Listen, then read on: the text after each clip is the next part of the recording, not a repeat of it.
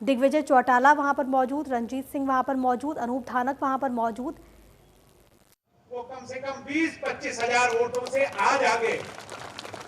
और इसी प्रकार अगर दिन दोगुनी रात चौगुनी मेहनत हमने मिलजुल करके की, जो वोटर बाहर गए उनको लाने का काम हमने किया, और एक एक वोट 5 बजे 6 बजे जब तक अंतिम वोट डलने, अगर मिलजुल करके हमने एक एक वोट कमल के निशान पर गठबंधन के कैंडिडेट को दिलवाने का काम किया, तो निश्चित तौर पर गठबंधन का कैंडिडेट यहां से जीत करके जाने वाला है।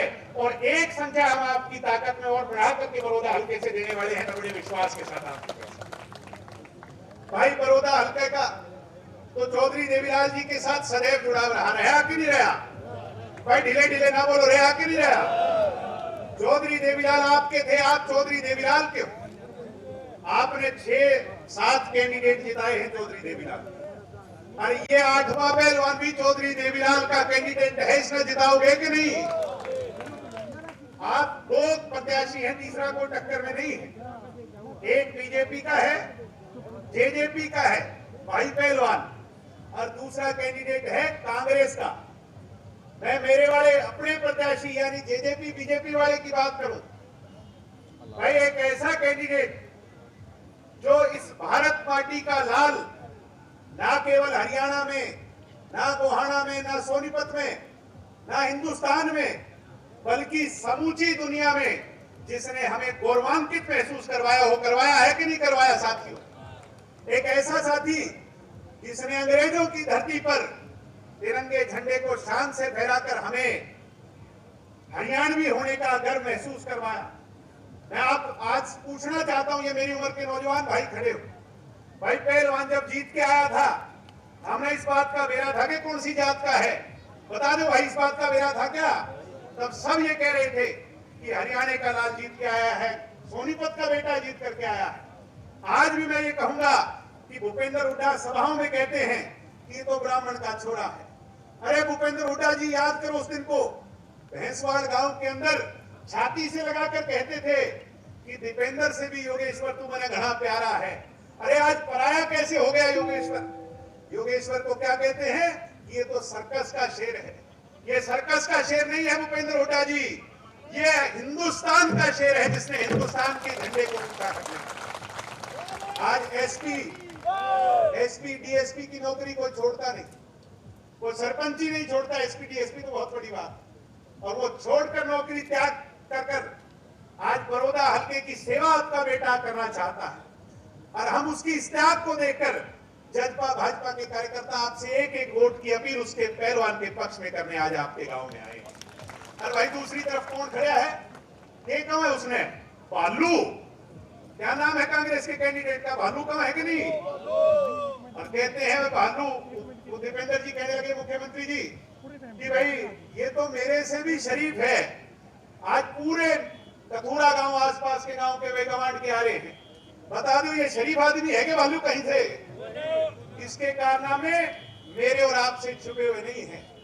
भूपेंद्र हुड्डा जी ने कहा मेरा भालू पहलवान को चित करने का काम करेगा। अरे हुड्डा जी, ये कोई चिड़ियाघर का चुनाव नहीं है, बड़ौदा हल्के के भविष्य का चुनाव है। मैं बड़े विश्वास से कह सकता हूं कि यहाँ की जनता तोल मोल जब करेगी, इस तराजू में हमारे कैंडिडेट योगेश्वर दत्त, आपके कैंडिडेट, आपके बेटे योगेश्वर कैंडिडेट का कई गुना, कई लाख गुना उससे बड़ा है। निश्चित तौर पर मुझे उम्मीद है कि एक एक कीमती वोट दे करके आप यहाँ से अपने बेटे, अपने भाई को जिताने का काम करो। और मैं तो खुद स्टूडेंट लीडर रहा, मुझे खुशी है, मैं धन्यवाद करूंगा मुख्यमंत्री जी का, उप मुख्यमंत्री जी का। यूनिवर्सिटी यहाँ पर जो है घोषणा कर दी कि नहीं आपकी यूनिवर्सिटी की यहाँ पर, और आईएमटी की घोषणा कर दी, धान की मिल की घोषणा कर दी, 2-2 कॉलेज की घोषणा कर दी।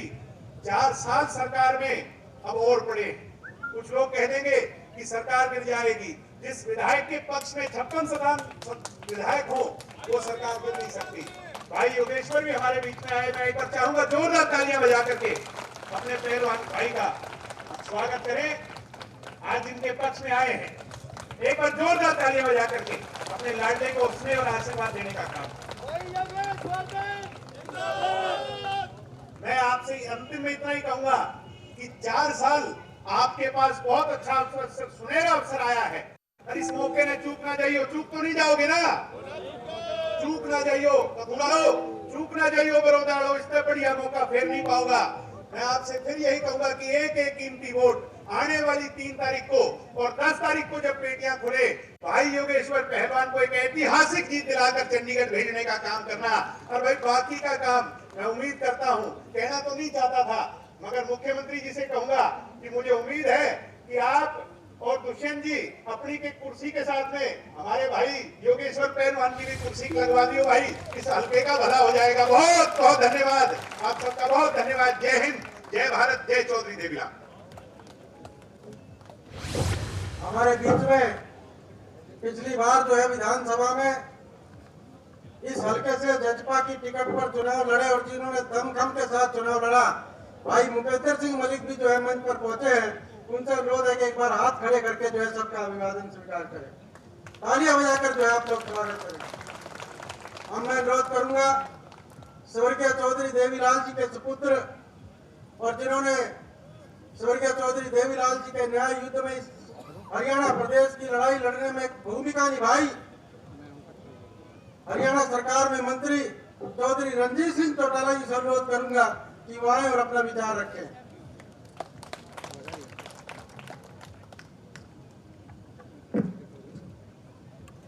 हमारे और आपके बहुत आदर के योग, बहुत सम्मानित हमारे प्रदेश के मुख्यमंत्री माननीय मनोहर लाल जी, हमारे मंच पे हमारा अजीज रिश्ते में पोता दिग्विजय सिंह चौटाला,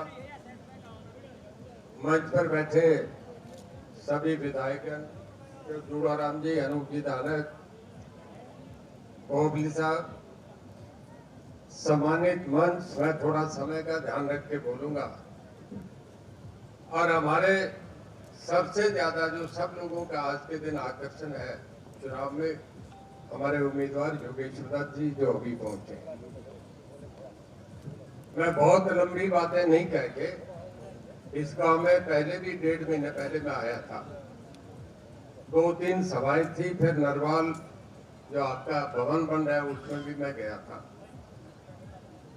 आपसे बहुत बातें होने पर आज चुनाव के लिए मैं 2-4 बात आपसे करूंगा। पहले तो मैं ये देख के कि सब हैरान हैं कि मैं इस मंच पे कैसे हूं। थोड़ा 1 मिनट में चर्चा करूंगा। मैं कांग्रेस में था, सबसे बड़ी रैली में करता था, झाड़ली रैली में भी 400 बसें भेजी, और उसके बाद जब कांग्रेस टिकट नहीं दे तो भाई मैं क्या करता, हल्के में गया, लोग कहने लगे जो रणजीत सिंह चुनाव खड़े, वोट हमारे हैं, टिकट हमारी है, हम देंगे। मैं खड़ा हो गया और लोगों ने मुझे 25,000 वोटों से जिता के भेज दिया। मुख्यमंत्री जी बैठे हैं, इन्होंने मुझे रिजल्ट से पहले बधाई दे दी। मैंने कहने लगा, माननीय मनोहर लाल जी, मैं जो देवलाल का बेटा हूँ, गैरत रखता हूँ। अगर कांग्रेस की 59 सीट आ गई और आपकी 30 आई तो मैं 59+1 नहीं होगा, मैं 30+1 के साथ हूँ।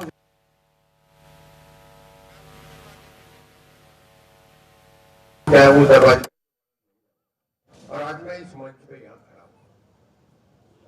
थोड़ा मैं आपसे ये भी बता दूं कि हमारा इनसे आज से साथ नहीं, हमारा बीजेपी से परिवार का साथ। मैं सारे लोगों से खुले बात पूछ रहा हूँ।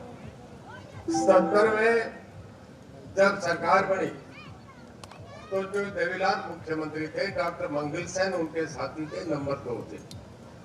बीजेपी की समर्थन से सरकार बनी थी। सुषमा जी स्वराज, सूरजवान जी, कमला जी वर्मा, ये सब मंत्रिमंडल के सदस्य थे। 82 में भी जो देवीलाल के साथी रहे और 87 में भी जो देवीलाल के साथी रहे। 91 में जब बीजेपी का समझौता जो बंसीलाल से हो गया तो जो बंसीलाल की सरकार बन गई। मतलब हरियाणा में बीजेपी का 17 से 15, 20, 30 सीट का उस वक्त से भी आधार रहा है। कोई हमारे लिए नई बात नहीं है। दूसरा, मैं आपसे बताऊं कि आपने एक निर्णय करना है। आपने सदा देवलाल का साथ दिया, मुझे पता है कि 87 में मैं भी चुनाव लड़ा था, कृपाराम पूनिया यहाँ से लड़े थे, पहले भल्लेराम यहाँ से एमएलए बनते थे, उसके बाद रमेश खटक बने। हमेशा देते थे कहीं हुड्डा साहब के वोट ही नहीं होते थे। किलोरी हल्कों में हरिचंद हुड्डा से भूपेंद्र सिंह हुड्डा 2 बार आ रहे हैं। जो देवीलाल की आंधी चलती थी, 90 में से 85 सीटें एक तरफी आती थी और बीजेपी के साथ अलायंस होती थी। आज जो देवीलाल का पूरा परिवार बीजेपी के साथ है, हम सारे आज इनके साथ बैठे हैं। भाई मुझे एक बताओ, जो देवीलाल मुख्यमंत्री बने, चौधरी बंसीलाल भी मुख्यमंत्री बने, चौधरी ओम प्रकाश चौटाला भी मुख्यमंत्री बने, चौधरी बंसीलाल भी मुख्यमंत्री बने। सदा तो गांव में जाट सरपंच नहीं बनता, कभी कोई गैर जाट भी बन जाता है। वो तो हमारे गांव में भी बना देते हैं कि भाई बना दो, आपके ब्राह्मण दादा को बना दो। तो कभी इस बात से नहीं जाना चाहिए। मैं सीएम साहब के सामने कह रहा हूं कि मेयर दुष्यंत दोनों इस मंत्रिमंडल में 14 महकमे लिए बैठे। बताओ सारा कल्याण कहीं रुकेगा क्या? किसी काम में भी हमें मना नहीं करते। आपके इस इलाके में 897 ट्यूबवेल कनेक्शन दिए, पिछले 3 महीने में नहीं दिया तो बताओ। तो मैं आपके सामने कह रहा हूँ, रिकॉर्ड की चीज कह रहा हूँ। और जब मैं इन गांव में होके गया, मुझे कह के गए कि रणजीत सिंह जी ये काम है। मैं कहने लगा 1 हफ्ते में हो जाएगा, ये 2 महीने पहले की बात है। काम हुए कि नहीं हुए, मेरी बात सच बताना। तुम्हें काम चाहिए ना। अब मुझे बता दो, इस कांग्रेस में मैं एक बात कह के जा रहा हूँ, नोट कर लेना। भूपेंद्र सिंह हुड्डा में क्लास फेलो है, दोस्त है, इकट्ठे पढ़े हैं। पर कांग्रेस जैसे मेरे साथ कराना, मैं तो घर बहुत छोटा आदमी हूँ। आचार्य कृपलानी, जयप्रकाश नारायण, चौधरी चरण सिंह, चौधरी देवीलाल, चौधरी बंसीलाल, चौधरी भजनलाल, सबको कांग्रेस छोड़ के जाने पड़ी। मुझे बताइए भूपेंद्र सिंह जी का कहा कांग्रेस में? मैं एक सवाल पूछ रहा हूँ, जो कई बार चौधरी की बात पे बात करते हैं कि भाई एक बात बताओ, तंवर को प्रदेश अध्यक्ष बनाया, शैलजा को बना दिया, और अब इस वक्त कांग्रेस में रणदीप सिंह सुरजेवाला को जो बनाया, आज तक अभी अहमद पटेल की ये पोजीशन नहीं रही।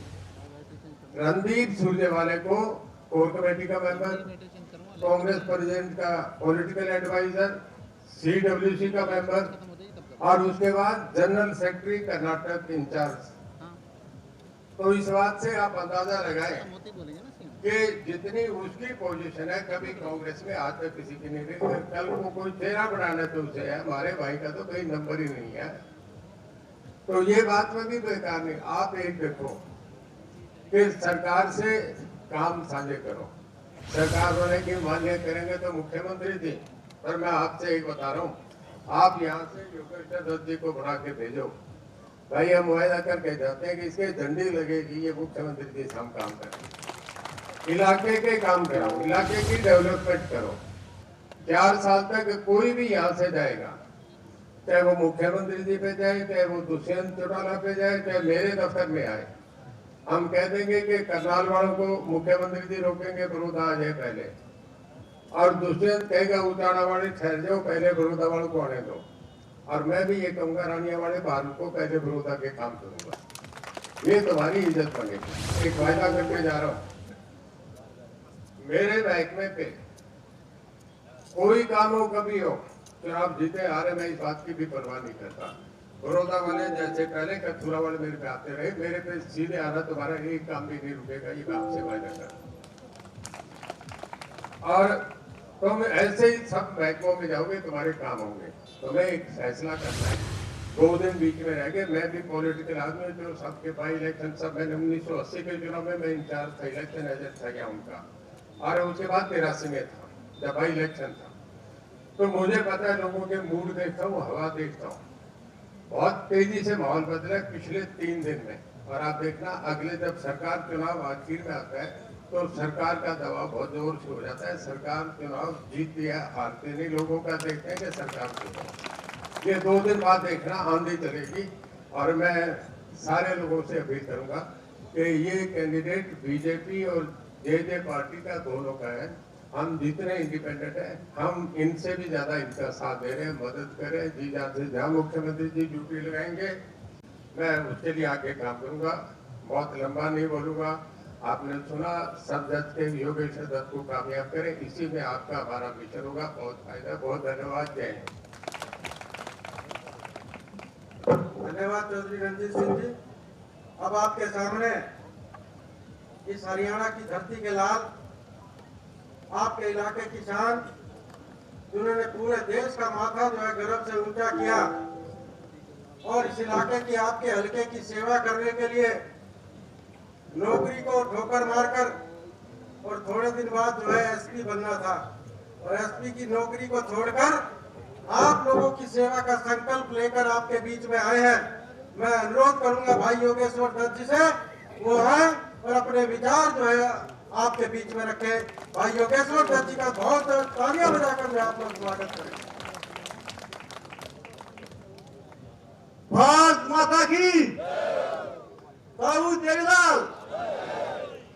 यहाँ मंच विराजमान हमारे मुख्यमंत्री श्री मनोहर लाल जी, हमारे कृषि मंत्री रणजीत चौटाला जी, हमारे छोटे भाई इनसो के राष्ट्रीय अध्यक्ष दिग्विजय चौटाला जी, हमारे जिला अध्यक्ष मोहनलाल बड़ोली जी, वह सभी सम्मानित मंच, वह मेरे छोटे भाई संदीप नरवाल जी, सभी गांव के बड़े बुजुर्गों, युवा साथियों, माता शक्ति, सबको मेरा प्रणाम। आप सबको पता है कि इलेक्शन है और सभी नेता लोग आपके पास आ रहे हैं आपसे आशीर्वाद लेने, और हम आपके पास आशीर्वाद के साथ साथ कुछ इरादे और कुछ वादे लेके आए जो सच्चे हैं। विपक्षी पार्टी आपके पास झूठी बातें लेके आ रही है, जिनके पास करने के लिए कुछ भी नहीं है, और वो करना ही कुछ होता था। पहले 10 साल सरकार कांग्रेस की थी, वो यहाँ पे कर सकते थे। हमने कोशिश की, मुख्यमंत्री के पास गए, बड़ौदा के कॉलेज के लिए गए थे। मैं गया था मुख्यमंत्री के पास कि जी बड़ौदा के में एक भी कॉलेज नहीं है। अभी रक्षाबंधन के ऊपर मुख्यमंत्री जी ने बड़ौदा को 2 कॉलेज दिए, एक मेरे गांव भैंसवाड़ में, एक बड़ौदा गांव में। आपके इस गांव की बहुत पुरानी मांग थी कचूरा को उप तहसील बनाने की, वो उप तहसील मुख्यमंत्री जी ने मंजूर की। जनता बुढ़ाने की बहुत पुरानी मांग थी, जनता बुढ़ाना यूनिवर्सिटी बनाने की। पिछले इलेक्शन में जब 2019 में जब मैं हर सभा से बात बोली थी कि हम इसको यूनिवर्सिटी बनवाएंगे, और इस बार आपके बीच में आया हूं तो जनता बुढ़ाना यूनिवर्सिटी बनने की घोषणा हो चुकी है। रोजगार की जब बात आई तो यहाँ पे लाखों युवाओं के लिए रोजगार के लिए IMTI है। यहाँ पे लगभग 400-500 करोड़ रुपए के काम बड़ौदा हल्के में हो चुके हैं। अभी 4 साल सरकार के बचे हुए हैं।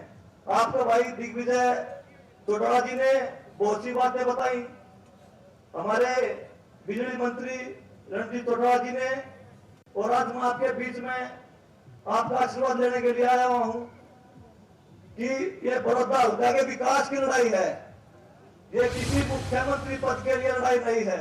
मुख्यमंत्री जी जो 2024 तक जो आपके सामने बैठे हैं, 2024 तक तो ये रहेंगे।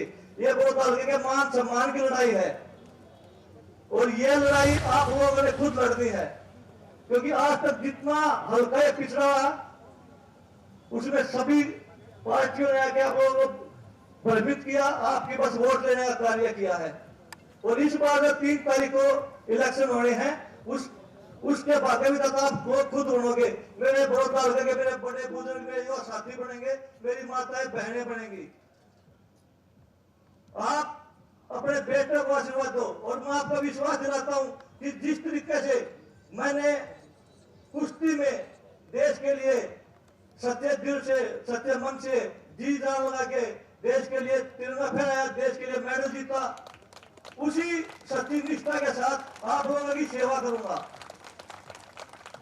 राजनीति में आने का मेरा इससे अलग कोई भी उद्देश्य नहीं, बस यही उद्देश्य है मेरा कि मैं बड़ौदा की जनता की सेवा करूं, बड़ौदा हल्के की सेवा करूं। जो यहाँ पे समस्याएं हैं वो मेरी समस्याएं हैं, उनको मैं मुख्यमंत्री जी तक रखूं, उनको दूर करने की कोशिश करूं। मैं बीजेपी जेजेपी दोनों पार्टियों का साझा उम्मीदवार हूं, और मैं हर सभा में बोलता हूं कि मैं जब तक मैंने कुश्ती लड़ी तब तक भी मैं पूरे देश का था, देश का साथ रहा था, और आज इलेक्शन भी मैं साध्य मैं लड़ रहा हूं और आप सबको पता है कि साध्य की चीज बड़ी हाल है, सब साध्य चीज बड़ी है। इसलिए इस साध्य में हिस्सेदारी आप सब तो कर ही रहे हो, कांग्रेसियों भाइयों को भी और इन लोगों भाइयों को बोलो कि इस साध्य में अपना वो भी हिस्सा डाले और प्रोत्साहन होकर आगे बढ़ाने का काम करें, ना किसी को पीछे धकाने का काम करें।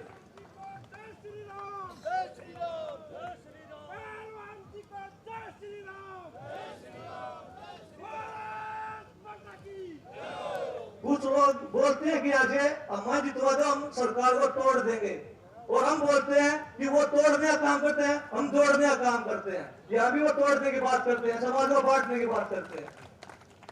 मैं किसी एक जाति का नहीं हूं, मैं पूरे हिंदुस्तान का बेटा हूं, मेरी बस एक ही जाति है, इंसानियत जाति है मेरी।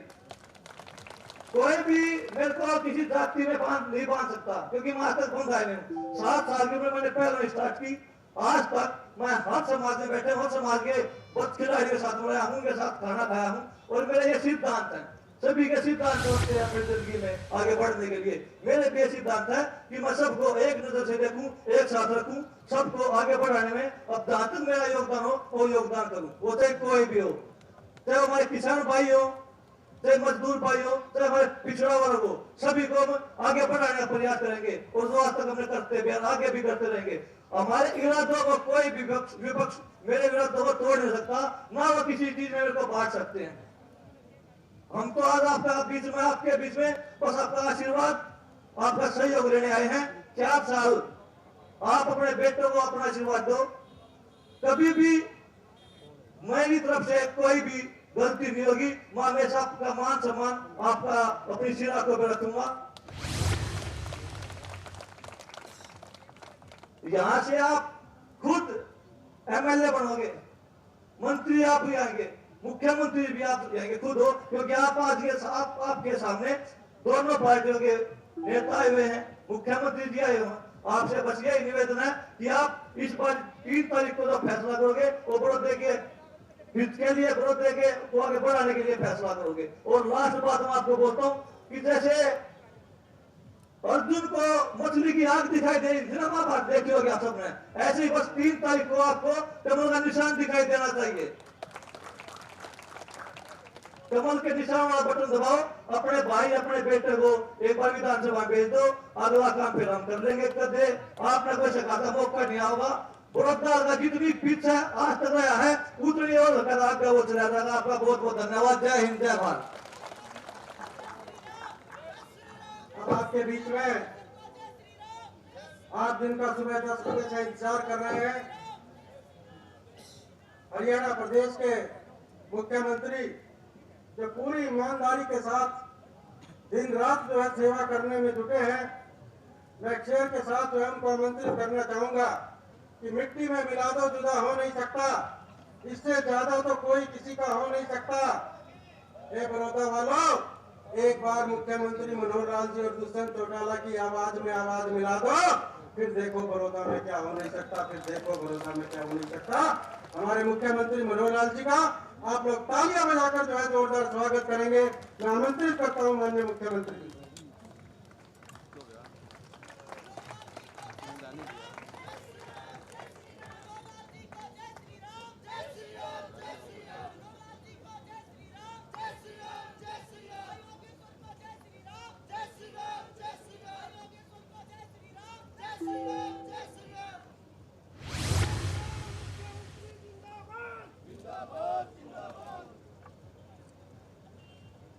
बड़ौदा विधानसभा की कथुरा की ये माटी, हम जिसको ये कह सकते हैं कि बहुत मजबूत फेफड़े वालों की ये माटी है, क्योंकि कबड्डी के खेल के मैदान की माटी है।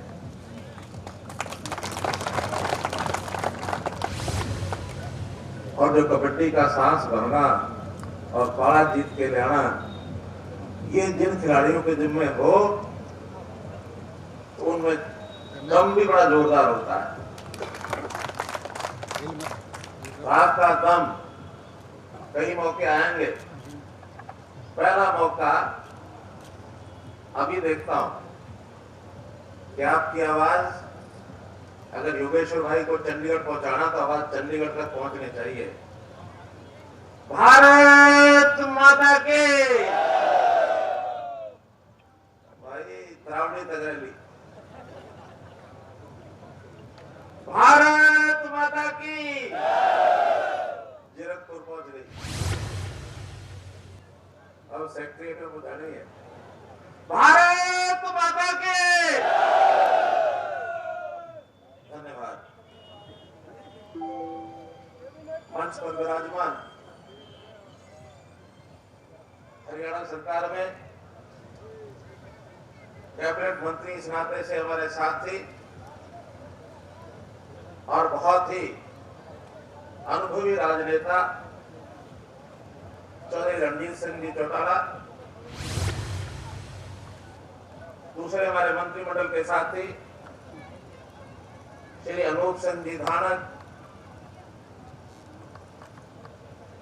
हमारे इस इलाके की शान बनने जा रहे, जिनके सिर पर जीत का सेहरा हमने अब पहनाना है। इस विधानसभा की माटी में जन्मे न केवल प्रदेश बल्कि देश की आन शान को बढ़ाने वाले, अंतर्राष्ट्रीय ख्याति प्राप्त हमारे गठबंधन के प्रत्याशी भाई योगेश्वर दत्त पहलवान, इनसो के हमारे राष्ट्रीय अध्यक्ष जजपा के नेता भाई दिग्विजय जी, मेंबर पार्लियामेंट श्री रमेश कौशिक जी, श्री अरविंद शर्मा जी, हमारे विधायक, पूर्व विधायक, प्रमुख नेतागण, जिसमें इसी इलाके के नेताओं में प्रताप सिंह जी मलिक जो आज हमारे बीच में है, जिन्होंने 3 दिन पहले ही भारतीय जनता पार्टी ज्वाइन की है, बहुत पुराने अनुभवी नेता है और इतनी बड़ी आयु में भी इनके मन में अगर कोई विचार पनपता है तो युवाओं के नाते से हमेशा दर्द किनका चलता रहता है। 3 दिन पहले मेरे पास जब आए, पार्टी ज्वाइन करने से पहले कहने लगे कि मैं पार्टी ज्वाइन करूंगा, लेकिन कि मैं पीटीआई का कर दो कि मैंने कहा जाओ, इनका चूल्हा नहीं गुजर देंगे, आप आ जाओ पार्टी में। तो ऐसे हमारे युवा रहकर बुजुर्ग नेता प्रताप सिंह जी मलिक, श्री रामचंद्र जी जांगड़ा, हमारे यहाँ के नेता श्री भूपेंद्र सिंह जी मलिक, बलराम जी नरवाल, जो इस इलाके के हमारे बड़े प्रमुख नेता खास करके कथुरा निवासी श्री बलजीत मलिक जी, वजीर नरवाल जी, अशोक मलिक चेयरमैन जिला परिषद बहन मीना नरवाल, रजनी वर्माणी जी, राजवीर जी चेयरमैन, सत्यवान जी नरवाल, सुरेश कुमार जी सैन, नाम बहुत लिखे हैं। जो सब बोल दिए वो सब जी, जो ना भी बोले हो, चाहे मंच पर हो चाहे सामने बैठे हो, सबको जी मान करके सबको मेरा अभिनंदन। भाइयों बहनों, इस प्रदेश का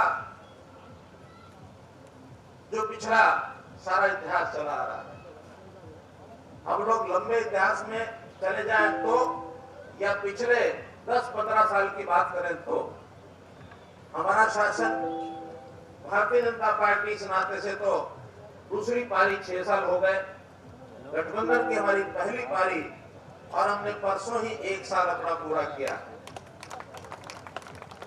उस 1 साल के अवसर पर पूरा होने पर मैंने और हमारे deputy chief minister Shri Dushyant Chautala ji ने हिसार के अंदर एयरपोर्ट का जो हवाई पट्टी उसका भूमि पूजन करते हुए प्रेस कॉन्फ्रेंस की थी। साल भर का पूरा लेखा जोखा हमने बताया था। हम आपके बीच में पहले जब आए थे तो सरकार बनाने के लिए आपसे मत मांगने आए थे, लेकिन अब आए हैं तो हम अपनी सरकार की मजबूती के लिए एक विधायक अपने साथ जोड़ने के लिए और हमने 1 साल में क्या किया उसका हिसाब भी देने आए, क्योंकि यहां पर इससे पहले विधायक जिनको आपने चुना वो कांग्रेस पार्टी के विधायक थे। दुर्भाग्य से उनका देहांत हो गया, जिसके कारण से बाई इलेक्शन आया। 4 महीने पहले मैं यहां आया था, कुछ गांव में गया था और मैंने एक बात कही थी कि ठीक है, दुर्भाग्यपूर्ण स्थितियां, विधायक चले गए हैं, लेकिन अगर ऐसी स्थिति किसी विधानसभा में बने तो मैं क्योंकि लीडर ऑफ द हाउस हूं, आप ये मत मानना कि हमारा विधायक कोई नहीं है। जब तक नया विधायक आप नहीं चुनते तब तक मैं आपका विधायक रहूंगा और मैंने घोषणा की। और उसके बाद हर गांव के सरपंचों से, दोनों पार्टियों के हमारे नेताओं से, सामान्य लोगों से मीटिंग कर करके उन्हें पूछा कि आपके इलाके में किस चीज की जरूरत है, क्या आपकी समस्या है, क्या आपकी मांग है। और मुझे बताते हुए बड़ा हर्ष हो रहा है कि इन 4 महीने में जो बताया वो सारे काम उन्होंने करवाए हैं। सरपंचों को जितना पैसा भेजना चाहिए था वो भेजा है। आचार संहिता के नाते कुछ पैसा रुक गया, काम शायद नहीं करवा पा रहे होंगे, लेकिन जब पैसा आ गया है तो 11 तारीख के बाद सब अपना काम भी कराएंगे।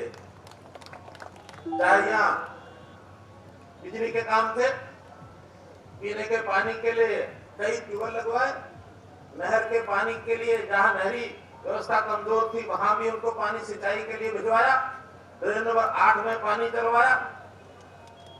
जितने भी विषय बताए गए वो सारे काम, गली नाली सड़कों के लिए करोड़ों रुपए सरपंचों के खातों में भेजे। इन 4 महीने में 165 करोड़ रुपया ये हमने भेजा है विकास के काम के लिए। इससे पहले जो 6 साल में आया है वो सैकड़ों करोड़ रुपया अलग है, लेकिन मैं केवल 4 महीने की बात बता रहा हूं। तो मित्रों, एक बात का भरोसा आपको दिलाने आया हूं कि जो हम कहते हैं वो जरूर करते हैं। जो हमको नहीं करना होता उसको कभी कहते ही नहीं है। ये मनोहर लाल का एक वचन है कि जब जो कहा है उसको पूरा किया है, वरना मैं अड़ के खड़ा गया हूं, ये नहीं करना है। अब आपको चुनाव के दिनों में, ये पहले भी आपने पिछली सरकारें देखी, लुभावने नारे खूब दिए गए जो पूरे नहीं हुए। हमने जो कहा उसको पूरा भी किया है, आगे भी करेंगे। कुछ वायदों का जिक्र भाई योगेश्वर जी कर रहे थे। 2 कॉलेजों में, एक में तो क्लासेस भी शुरू हो गई है, ऐसा में हो गई क्या, क्लास शुरू हो गई। दूसरा कथुरा, अगले सेशन से पहले कोई भी बिल्डिंग देख करके यहाँ क्लासेस शुरू कर देंगे, साथ साथ कॉलेज की बिल्डिंग बनानी शुरू कर देंगे। दूसरा बड़ौदा में हो तो कथुरा में कोई फायदा हो जाएगा, कोई बात नहीं, कथुरा कुछ और कर देंगे आके। इसी प्रकार से हमने अगर मोटाना का जनता कॉलेज को यूनिवर्सिटी बनाने की बात कही है तो उनके लोगों से, सारी मैनेजमेंट से, सब लोगों से बात हो गई हमारी। निश्चित रूप से जैसे ही 11 नवंबर जाएगी उसके बाद उसके सारे प्रावधान करके उसको यूनिवर्सिटी का दर्जा जैसा वो चाहेंगे वैसा कर देंगे। यूनिवर्सिटी कई प्रकार की बनती है, जैसे वहां के लोग चाहेंगे वैसे ही बढ़ाएंगे। IMT की बात कही गई, हम ऐसे नहीं है कि IMT बढ़ा भी देंगे और उसके बाद रोहतक में IMT बनी हुई IMT। इस ढंग से अनाप शनाप उसके पैसे लगा दिए कि आज तक वहां लेने वाले लोग नहीं पहुंच रहे, रेट इतने भारी हो गए। हमने कहा नहीं, हम जो उद्योग लगने वाला है उसकी मंशा के हिसाब से और किसानों की मंशा के हिसाब से, जिन्होंने रोजगार लेना है, किस तरह का रोजगार लेना है, उनकी मंशा के हिसाब से तीनों का तालमेल बैठा करके और इस बड़ौदा विधानसभा में जहां हमको 1000 एकड़ जमीन मिलेगी वहीं IMT बढ़ाने का वायदा हमारा पक्का है। हैफेड की चावल की मिल, ये भी हमने हैफेड से क्लियर करा लिया है। तो कह रहे हमारी 10 मिलें पहले चलती हैं, हमने एक नई मिल और बनानी है, कहां बनाए? मैंने कहा इस समय तो मौका बड़ौदा विधानसभा में है, जहां चावल ज्यादा होता वहां बनाओ। नेशनल हाईवेज, ये ठीक है कि यहाँ की डिमांड के हिसाब से तो शायद नहीं बने होंगे। राष्ट्रीय योजना के केम की सड़क खत्म होती है कहाँ? कुंडली, कुंडली में खत्म होती है। कुंडली से ही वो नेशनल हाईवे चलेगा और उसका रास्ता यही गोहाना के पास से बड़ौदा विधानसभा से होते हुए जींद और नरवाना की तरफ से जाते हुए सीधा अमृतसर, जम्मू और कटरा, यहां तक वो जाने वाला है एक्सप्रेसवे। इस रास्ते से अगर कटरा जाना हो, आज सड़क के रास्ते से जाए तो 16 घंटे लगते हैं, और इस रास्ते से जिस दिन ये नेशनल एक्सप्रेसवे बढ़ जाएगा 8-9 घंटे में कटरा पहुंच जाएगा, 5 घंटे में अमृतसर पहुंचेंगे। तो एक बहुत बड़ा विस्तार, इसी प्रकार जो पहले से नेशनल हाईवे यहाँ के बन रहे हैं उसका काम शुरू हो गया। और जहां सड़कें बन जाती हैं वहां कोई कारण नहीं है कि वहां विकास नहीं हो। सड़कें बनाओ, विकास करते चले जाओ, क्योंकि हर कोई आज आदमी बाहर का भी प्राइवेट इंडस्ट्री लगाने वाला भी आता है, वो कहता मैं वहीं जाके खोलूंगा जहां सड़क से मैं जल्दी पहुंच सकूं। दिल्ली का आदमी 1 घंटे में आया करेगा, आज तो 2.5 घंटे 3 घंटे में दिल्ली पहुंचते हैं। अगर दिल्ली से भागोड़ा बाबल पहुंचने के 1.5 घंटे में वहां इतनी इंडस्ट्री लग सकती है, तो फिर कुंडली से यहाँ आते हुए अगर आधे पौने घंटे में पहुंच जाएगा तो यहाँ इंडस्ट्री क्यों नहीं आएगी? आएगी, कुछ सरकार लगाएगी, कुछ अपने आप आएगी। तो काम करने के नाते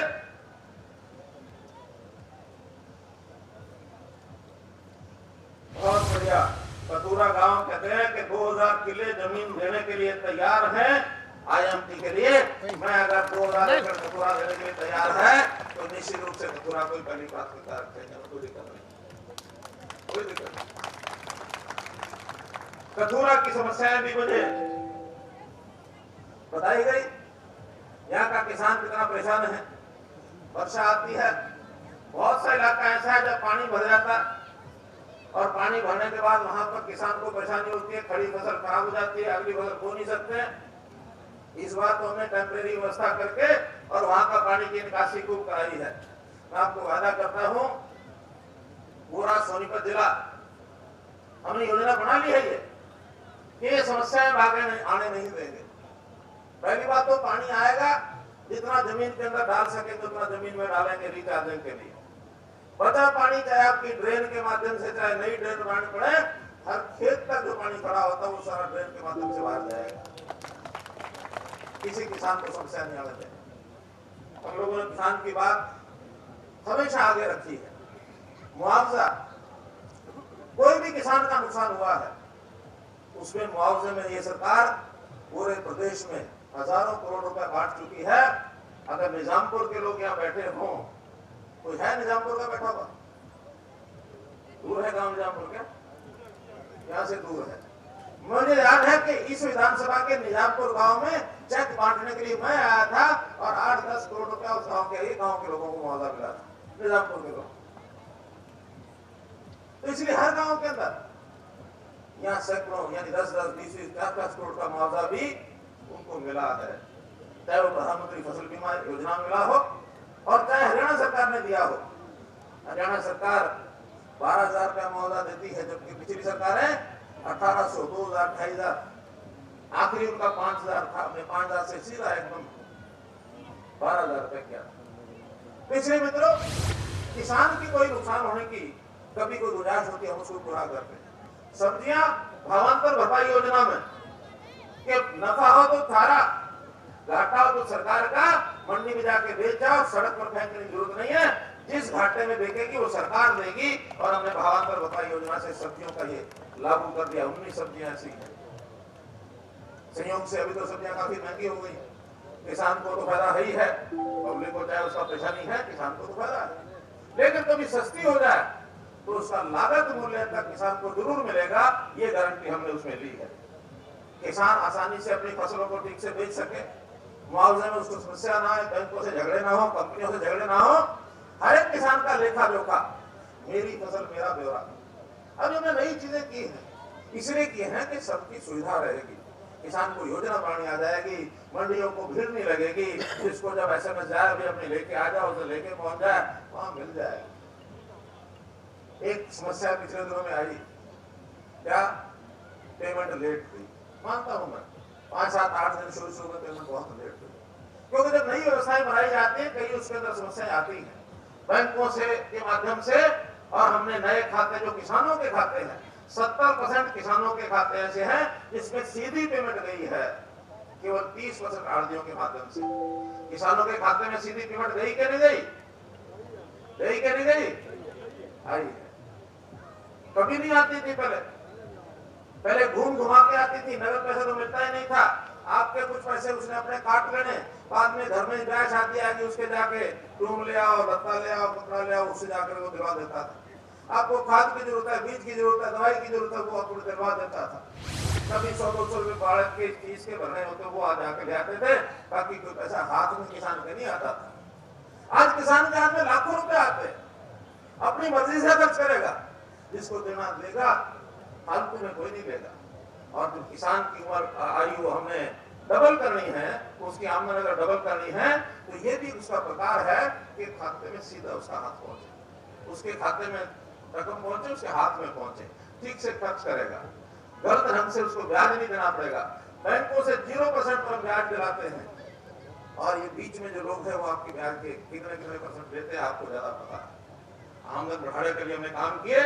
इसी प्रकार हमने हर वर्ग के लिए, शिक्षा के लिए पूरे हरियाणा में अच्छी शिक्षा बालकों को कैसे मिले, primary school, senior secondary school, उनके लेवल अच्छे ऊंचे, सांस्कृतिक मॉडर्न स्कूल, इस नाते से 123 स्कूल हमने हरियाणा में खोल लिए हैं, और 1000 प्ले वे स्कूल जिसके अंदर अंग्रेजी की शिक्षा शुरू में दे सके। हिंदी अंग्रेजी दोनों होंगी, हिंदी में गायब होगी ऐसा नहीं है, लेकिन आज अंग्रेजी का बचपन में ही अगर थोड़ा बेस अच्छा बनेगा तो आगे चल करके उसके कंपटीशन में, बाकी पढ़ाई में अच्छा हो सकेगा। स्पेशल भी हमने सेंटर खोले हैं, सुपर 100 नाम से 2 सेंटर खोले। आपको हैरानी होगी, 1 साल के अंदर उसका रिजल्ट आया है, 25 बच्चे तो नीट में लगे हैं और 72 बच्चे जेईई में लगे हैं, या उल्टे होंगे, कुल मिला के 97 बच्चे जो हैं इन परीक्षाओं में जाकर के पास हुए। किसी स्कूल के सेंटर के इतनी बड़ी संख्या में बच्चे नहीं गए हैं, लेकिन वहाँ पढ़ाई की व्यवस्था विशेष की जाती है। और अपने यहाँ भी इस प्रकार के स्कूल निश्चित रूप से खुले होंगे, और जो नए खुलने उसमें यहाँ भी उसका योगदान होगा।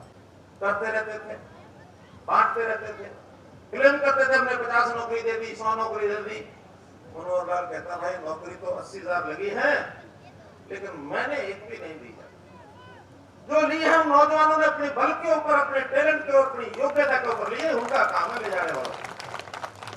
हमने कंपटीशन खड़ा कर दिया, पढ़ो लिखो होशियार बनो, और जिसको नहीं मिलती वो भी राजी है। वो कहता आना धेला भी नहीं खर्चना पड़ा, पता भी लग गया कि मैं कमजोर हूं, अगली बार फिर ट्राई करूंगा। होड़ लगती है पढ़ाई की, लाइब्रेरी में बैठने की जगह नहीं मिलती, तो आज व्यवस्था परिवर्तन का काम कर रहे हैं। और व्यवस्था परिवर्तन के काम में कांग्रेस जो है वो यथास्थितिवादी पार्टी है। कभी कोई बदल करने की इच्छा नहीं रहती, जैसा चल रहा चलता रहे। बदल करने में उनको पता है कि बहुत बड़ी तकलीफ होती है उनको, उनके कई सिस्टम बंद हो जाते हैं। ये जो दौड़ कपड़िया चला कर रहे ना, जिनका धंधा ये था, हमने सारे रास्ते बंद कर दिए, उनके दौड़ कपड़ियों के सारे कुर्ते पजा के निकाल करके कुर्ते और कुर्ते बटवा दिए। बेचारे बेरोजगार तो हो गए हैं, लेकिन हमें सहानुभूति है। कुछ करो, अपना करो, धंधा करो, 10 नाखून की कमाई आनी चाहिए, फिर अपने परिवार को पालो। गलत धंधे करने वालों के लिए नहीं बर्दाश्त करेंगे। कई हमने काम किए, रजिस्ट्रियां उसको ठीक कर दी, तहसीलों में जो धंधे चलते थे वो बंद कर दिए। अभी आरटीए ऑफिस, उनमें कोई रिश्वत चलती थी, पिछले महीने ही उस सारे काम ने ओवरऑलिंग कर दी है। तो ऐसी एक एक चीज की ओवरऑलिंग करना ये हमारे एजेंडे पर है। और आगे हम एक नई व्यवस्था करने भी जा रहे हैं कि परिवार पहचान पत्र हर परिवार के खाते बनेंगे, उस परिवार में कौन मेंबर क्या उसकी जरूरत है, घर बैठ के उसको पहुंचाएंगे। और कौन क्या काम कर सकता है सरकार के लिए, प्रदेश के लिए, उसकी योग्यता के उसूल बुला के लाएंगे कि तुम्हारी ये योग्यता है, घर पे बैठो काम में लगो। बेरोजगारों को रोजगार मिलेगा, जो स्कूल नहीं जाते स्कूल को जाएंगे, रिजल्ट अच्छा नहीं आया तो विशेष मेहनत करेंगे, रोजगार नहीं मिला तो रोजगार दिलाएंगे, स्किलिंग के ट्रेनिंग कराने पड़ेंगे, हुनर सिखाना पड़ेगा, वो सिखाएंगे। किसान है, छोटा किसान है, उसकी आमदन कैसे बढ़े इसकी चिंता करेंगे। जो बहुत छोटी हो गई है, किसी के पास 2 एकड़, किसी के पास 1 एकड़, किसी के पास 3 एकड़। 2-3 एकड़ में आज अच्छी खेती करेगा तो 2 लाख 3 लाख भी कमा सकता है। उसके लिए हमने जो हमारे प्रगतिशील किसान है, प्रोग्रेसिव किसान, उनको बुलाया था कि अपने जिम्मे में 10-10 किसान ले शुरू में। आपके यहाँ सोनीपत जिले में भी बहुत है प्रगतिशील किसान। मनौली गांव में गया था, बहुत बड़े उन्होंने अपने खेती के अच्छे प्रबंध कर रखे हैं, दिल्ली सप्लाई करते हैं, सर्दियां ग्रीन हाउसेज बना रखे हैं। हम लोग आगे भी अपने आसपास के 10 किसानों को ऐसा बनाओ अपने जैसा, आपको इनाम देंगे। उसमें से आगे बढ़ना। हमने हॉर्टिकल्चर यूनिवर्सिटी अलग से बनाई है, पहले एक एग्रीकल्चर यूनिवर्सिटी थी, अब हॉर्टिकल्चर भी बना दी। लुवास अलग से दूसरी चल रही है पशुपालन के नाते। तो ये सारे काम अपने नौजवान को काम कैसे मिले, इस प्रकार से उसको आगे बढ़ाए। जहां तक प्रोक्योरमेंट की बात है, कांग्रेस ने बहुत बताया है कि 3 कानून हैं, इससे मंडियां बंद हो जाएंगी, एमएसपी नहीं मिलेगा। भाई हमारे किसान भाई थोड़ा सा, कुछ लोग ऐसे होते हैं, किसी ने कुछ भी कह दिया तो बहुत जल्दी बहक भी जाते हैं। हमने कहा महीने भर बात करेंगे। आज मुझे बताओ, एमएसपी खत्म हुई क्या? मंडियां बंद हुई क्या? तो कैसे बंद हो जाएगी? ये मंडियां तो रहेंगी। उन कानून में ये बताया गया कि मंडी से बाहर अगर ज्यादा भाव से आपकी चीज बिके तो जाके बेच के आओ, नहीं तो मंडी में आके अपने एमएसपी को बेचो। पहले एक दुकान होती थी, उसको 2 दुकान मिल गई। सरकारी दुकान तो मंडी है, प्राइवेट दुकान बाहर है। कोई किसान सस्ता अगर कहीं बिकेगा तो वहां बेचेगा, जहां महंगा बिकेगा वहीं बेचेगा ना। तो एमएसपी की राशि होनी चाहिए और एमएसपी लागू रहेगी। एमएसपी खत्म नहीं होगी। और मैं घोषणा करता हूं कि एमएसपी खत्म होगी तो राजनीति छोड़ दूंगा भाई।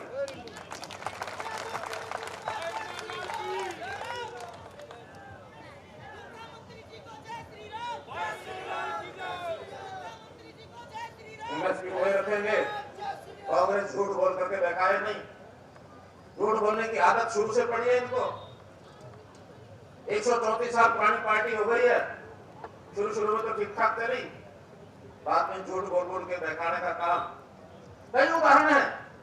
अभी पीछे 370 जम्मू कश्मीर में हटाने की बात आई थी, तो ये कांग्रेस की कहते थे ना इसको हटा देना। इसको हटाओगे तो जम्मू कश्मीर में खून खराबा हो जाएगा। 1 साल हो गया 370 हटे हुए, खून खराबा हुआ क्या? शांति हुई कि नहीं? ऐसे ही एक बिल आया था CAA, सिटीजन अमेंडमेंट एक्ट। ये कहा था कि भारत के 3 देश ऐसे हैं, पाकिस्तान, अफगानिस्तान, बांग्लादेश। वहां से 4-5 वर्ग हमने तय किए थे कि ये लोग अगर वहां परेशान हैं, इनकी इज्जत पर हाथ लगती है, तो ये वहां चाहे तो भारतवर्ष में आकर के नागरिकता ले सकते हैं। जब वो पास किया तो उन्होंने शोर मचाया। शाहीन बाग जैसे धरने के ऊपर लोग उकसाया, महीनों धरने चलते रहे कि अगर CAA लागू हो गया तो देश में खून की नदियां बह जाएंगी। कोई खून की नदी बही क्या? नहीं बही। जब पाकिस्तान शरारत करता था तो मुकाबला करने के लिए जब इनकी सरकार होती थी, हमेशा डराते थे कि पाकिस्तान के खिलाफ कुछ कर दिया तो दुनिया के लोग हैं और न्यूक्लियर बम हमारे ऊपर डाल देंगे। क्या कोई पाकिस्तान, जब हमने बम मारा उनके बालाकोट के ऊपर, कोई पाकिस्तान में कुछ हुआ क्या? तो पाकिस्तान की ओर से कुछ आया? कुछ नहीं आया। ऐसे 3 कानून के बारे में डराते हैं। मेरा भाइयों, डरने की जरूरत नहीं है। तीनों कानून ये किसान के हित में है, किसान की आमदन बढ़ने वाली है, ये मैं आपको भरोसा दिलाता हूं। कुल मिलाकर कांग्रेस की स्थिति जो है, सांस फूली पड़ी है, एकदम सांस फूली। शुरू में जब आए कहते थे 15 दिन पहले, 20 दिन पहले, भाई बीजेपी के कैंडिडेट की या गठबंधन के कैंडिडेट की, योगेश्वर दत्त की तो जमानत जब्त होगी। ये शुरू में यहां से चले थे। बाद में जब हमने योजनाएं बनाई, हमारे नेता घर घर जाने लगे, गांव गांव जाने लगे, तो कहने लगे भाई बीजेपी लोग घर घर जा रहे हैं, तुम भी घर घर जाओ। फिर उस लाइन पर आ गए। आज बापू बेटा के अलावा और कोई नहीं उनके पास घूमने के लिए। यहाँ सारी पार्टी बैठी है। चौधरी रणजीत सिंह चौटाला क्या, JP दलाल क्या, हमारे दुष्यंत भाई भी कल से अपना शुरू करेंगे, वो आएंगे। दिग्विजय सिंह यहाँ बैठे हैं, इनके अपने नेता वो सारे यहाँ बैठे हैं। इसी प्रकार भाजपा के नेता, मेंबर पार्लियामेंट सब बैठे हैं। पूरी टीम बना करके, गांव गांव की टीम बना करके सब जगह जा रहे हैं।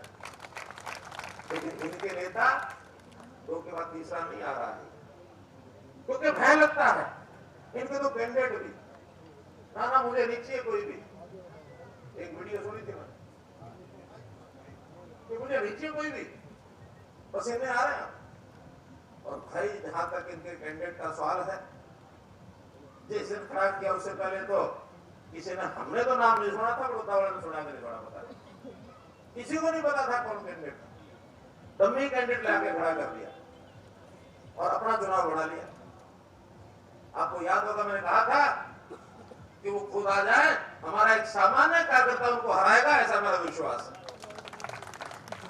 अब वो कैंडिडेट उनका डम्मी है, इज्जत तो उनकी खुद की दाव पर लगी है, लेकिन विश्वास आपकी ओर से मुझे हो गया है पिछले 3-4 दिन के अंदर कि हमारा कैंडिडेट भारी मतों से जीतेगा, आप लोग जिताएंगे। बड़ौदा गांव के और आसपास के जो हमारे गवांडी गांव हैं, जहां के लोग यहाँ आए बैठे हैं, उनसे मैं अपील करता हूं कि आप लोग समझिए, उनको अपना कैंडिडेट जिताने की कोई चिंता नहीं है। वो तो अगर चिंता कर रहे हैं तो अपनी कर रहे हैं बापू बेटा, लेकिन हम अगर जिता रहे हैं तो भाई योगेश्वर जी को जिता रहे हैं। योगेश्वर जी जीतने के बाद बिल्कुल चैन से नहीं बैठेंगे, आपकी सेवा में दिन रात लगाएंगे। जितने काम आपके हैं हमारे पास चंडीगढ़ ले आएंगे, आधी रात आएंगे, आंख बंद करके साइन कर देंगे। और कहीं ये चैन से बैठने लगे, वैसे तो पहलवान बैठेंगे नहीं, लेकिन बैठने लगे तो मैं नहीं बैठने दो, कभी चैन से नहीं बैठने, झंडी लगेगी।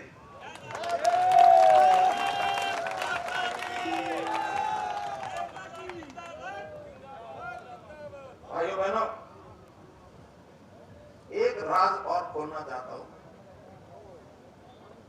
वो ये कि हमारी जब लिस्ट बनी कि चुनाव किसको लड़ाना है, तो एक इस गांव का बड़ा नेता वो भी हमारी लिस्ट में था, और संयोग से वो शुरू में था भी नंबर 1 पर। भाई योगेश्वर को उनकी बात आते थे, मैंने योगेश्वर को बात की, भाई हम दो लोग हो, टिकट या तो योगेश्वर को मिलेगी या उस कतूरा वाले भाई को मिलेगी। अब कतूरा वाले भाई के भाग फूटे, कतूरा का भाग फूटे, आगे बढ़ गया कि राजी मैं यहां से नहीं वहां से लड़ूंगा। अगलों ने भी ठेका दिखा दिया, एक कहावत है कि गुरुद्वारा में एक आदमी गया तो उसने हाथ आगे करके प्रसाद ले लिया, प्रसाद लेके लालच आ गया, 2 मिनट बाद फिर वो प्रसाद जो बांट रहा था उसके आगे फिर गया, अपने प्रसाद वाला हाथ पीछे कर लिया, दूसरा हाथ आगे कर दिया। उस भाई ने जिसने प्रसाद बांटना था वो पहचान गया कि तू तो पहले प्रसाद ले गया था। उसने कहा ले गया था, इतने पीछे से कुत्ता आया, वो उस पिछला प्रसाद खा गया, वो कुत्ता खा गया, आगे से मिला नहीं। ये है हाल। लेकिन मैं एक बात की और ताकीद करता हूं, भले वहां से उसको धोखा मिला हो, मैं डॉक्टर कपूर नरवाल की बात कर रहा हूं। हमारे जैसा पहले कपूर नरवाल था, आगे भी वो वैसा ही रहेगा, भले वो कहीं बैठा।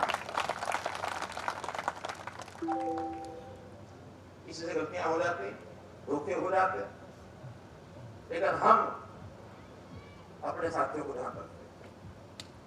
इसलिए भाई बहनों, आज आप लोगों की जिम्मेदारी है कि हम इन बातों से ऊपर उठकर, क्योंकि ये बातें हमारे योगेश्वर पहलवान के दिमाग में कभी नहीं आई। मुझे एक बात याद है इनकी कि जब ये पहलवानी करते हुए और उस्ताद की भूमिका में आए, तो इनके चेले भी थे जो पहलवानी सीखा करते। तो इनका एक चेला पहलवान बजरंग पूनिया होया निजर का होया ना, और बजरंग पूनिया ने एशियन जीत गए, अंतरराष्ट्रीय में सिल्वर गए, सारे इनाम कुल मिलाकर के 5-6 करोड़ रुपए उनको इनाम मिला। अगर इनके दिमाग में जाति पाति होती तो ये 5-6 करोड़ रुपए उनको क्यों दिलवाते? मारे थे किसी और को दिलवा देते। क्यों? यही है ना, पहलवानी आपके क्षेत्र में की तब जाके वो जीत पाया।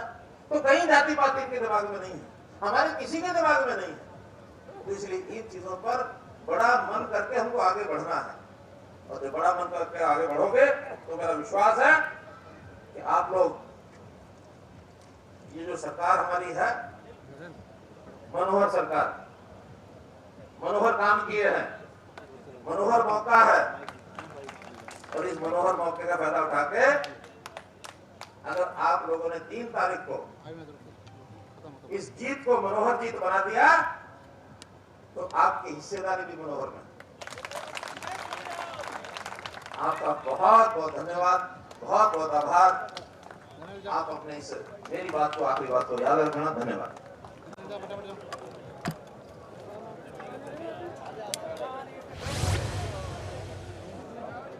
जल्दी ला भाग के।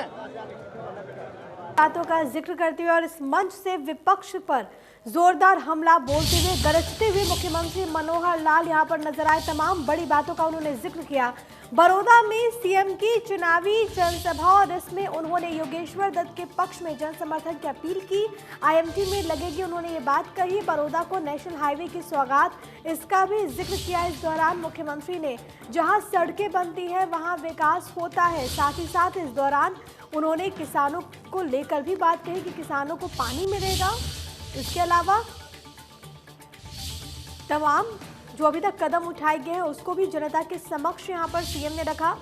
सुपर 100 के नाम से 2 सेंटर्स खोले गए, किसानों के हित में फैसले लिए गए, बेरोजगारों को रोजगार मुहैया कराए गए, इसका भी उन्होंने जिक्र किया। तहसीलों में भ्रष्टाचार कम करने का काम हुआ, किसानों की बात हमेशा आगे रखी, किसानों को उचित मुआवजा दिया गया, ये भी उन्होंने कहा। साथ ही साथ एक बार फिर से बड़ौदा के इस मंच से उन्होंने कहा कि अगर एमएसपी खत्म हुई तो राजनीति छोड़ दूंगा। बड़ौदा में सीएम की विजय संकल्प सभा, एमएसपी पर फसल की खरीद हुई, ये बड़ी बात भी उन्होंने कही है। किसान की आमदनी बढ़ने वाली है। कांग्रेसियों पर हमला बोलते हुए उन्होंने कहा कि झूठ बोलने की आदत है, तो यहाँ पर उन्होंने हुंकार भरी और इस दौरान तमाम बड़ी बातों का जिक्र किया। एक बहुत छोटे से ब्रेक का यहाँ पे वक्त हो गया है, फौरन हाजिर होते हैं।